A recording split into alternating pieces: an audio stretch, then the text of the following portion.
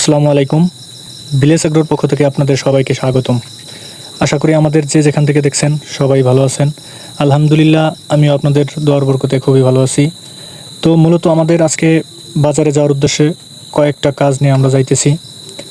তার মধ্যে মূল কাজ হচ্ছে যে আমাদের কয়েকদিন বাদেই পেঁয়াজের দানা বা বীজ যেটাই বলেন না কেন ওইটা বপন করতে হবে। তো বপন করার আগে কিছু আমাদের জমিতে কাজ থাকে, তার মধ্যে মূল কাজ হচ্ছে জমির আগাছা নির্মূল করা।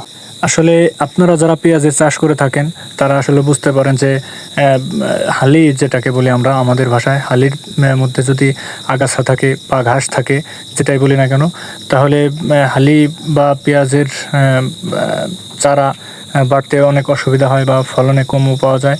তো যাই হোক, আমাদের কয়েকদিন বাদে ধান কাটতে হবে। তো এবছর বৃষ্টির কারণে আমাদের যে উঠানটা আসলে ওইভাবে শুকাইতে পারি নাই। তো একটা নেট দিয়ে চট তৈরি করতে হবে, দেখে শুনে আসলে বায়না দেওয়া হলো। আর একটা বিষয় হচ্ছে যে আমি যেই দোকান থেকে ওষুধ আনি ওই ভাইয়ের সাথে আগে থেকে কথা বলে রাখছিলাম যে ভাই আমার এরকম এরকম ঘাস আছে, তো ওই সব নির্মূল করতে হবে। তো ভাই আগে থেকেই ওষুধটা রেডি করে রাখছিলেন, টাকা দিয়ে নিয়ে আসলাম।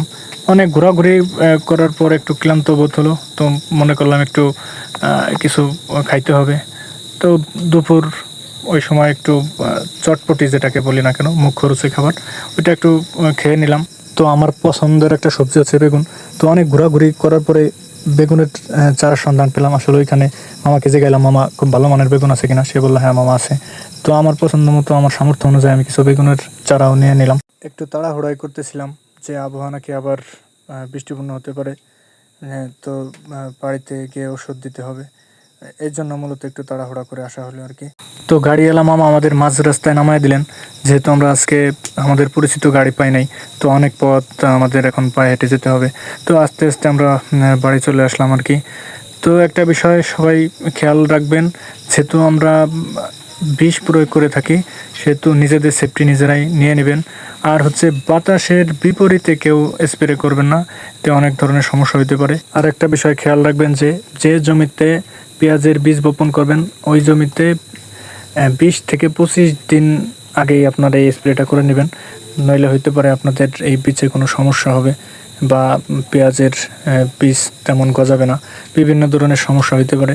এই ওষুধ প্রস্তুত করার পূর্বে ড্রাম বা টব যে যেটাই বলে না কেন ওইটা সুন্দরভাবে ধুয়ে নেবেন, নইলে অন্য ওষুধের সংমিশ্রণ পাইলে এই ওষুধের কার্যকারী ক্ষমতা কমে যায় বা ওইভাবে কাজ করে না।